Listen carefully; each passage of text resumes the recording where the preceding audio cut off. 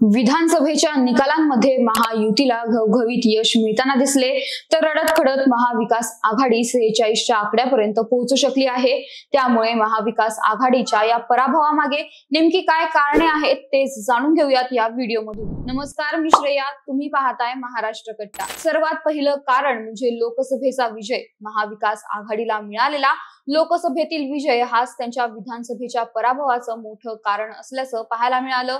लोकसभेत मिळालेल्या घवघवीत यशामुळे महाविकास आघाडी कुठेतरी निवांत झाल्याचं पाहायला मिळालं आणि महाविकास आघाडीने घेतलेला हाच निवांतपणा त्यांना कुठेतरी भारी पडल्याचं दिसून आलं। दुसरा मुद्दा आहे प्रचाराचा। महायुतीकडून जोरदार प्रचार चालू होता। केंद्रातून नरेंद्र मोदी, अमित शहा किंवा नितीन गडकरी असतील यांसारखे अनेक बडे नेते हे प्रचारासाठी महाराष्ट्रात आले होते। त्यांनी अनेक ठिकाणी सभा देखील घेतल्या होत्या।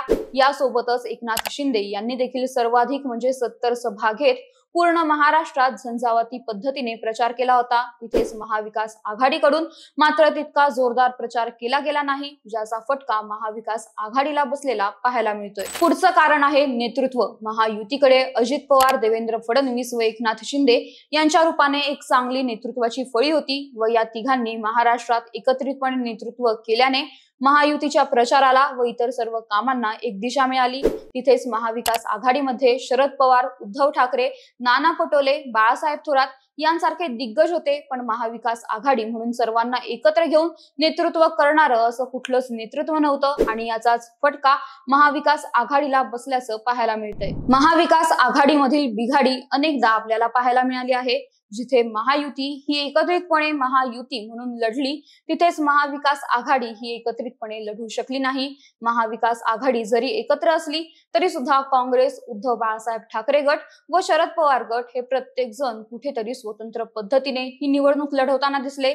यासोबतच जागा वाटपाच्या आधीपासून ते प्रचारादरम्यान देखील महाविकास आघाडीतील अंतर्गत वाद, विशेष करून शिवसेना, उद्धव बाळासाहेब ठाकरे व काँग्रेसमधील वाद हे उघडपणे सर्वांना दिसले। त्यासोबतच शिवसेना ठाकरे गटाचे संजय राऊत यांनी कित्येकदा काँग्रेसच्या नेत्यांवर टीका करत त्यांना घरचा आहेर दिला। त्यामुळे महाविकास आघाडीमध्ये अंतर्गत बिघाडी असल्याचे चित्र पाहायला मिळालं आणि महाविकास आघाडीमधील याच अंतर्गत बिघाडीचा फटका त्यांना या निवडणुकांमध्ये बसलेला पाहायला मिळतोय। यासोबतच पुढचा मुद्दा आहे मतदारांना गृहीत धरणं व लोकांकडून मिळणाऱ्या सहानुभूतीवर अविसावून राहणं।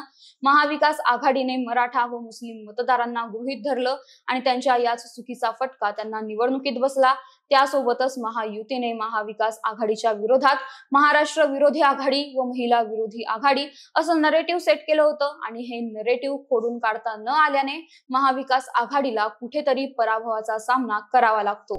एकी नसणे, लोकसभेमधील यशाने हुरळून जाणे, मतदारांना गृहीत धरणे, महायुतीकडून विरोधात सेट करण्यात आलेला नरेटिव्ह खोडून न काढता येणे व अंतर्गत बिघाडी या सर्वांचा फटका महाविकास आघाडीला या निवडणुकीत बसला। परिणाम स्वरूप महाविकास आघाडीचा दारुण पराभव या निवडणुकीमध्ये झालेला पाहायला मिळतोय। तर महाविकास आघाडी नेमकी कशामुळे हरली, या सगळ्यावर तुमची प्रतिक्रिया काय ते कमेंट करून नक्की सांगा आणि या व्हिडिओला लाईक, शेअर आणि महाराष्ट्र कट्टा या आमच्या चॅनलला सबस्क्राईब करायला विसरू नका। धन्यवाद।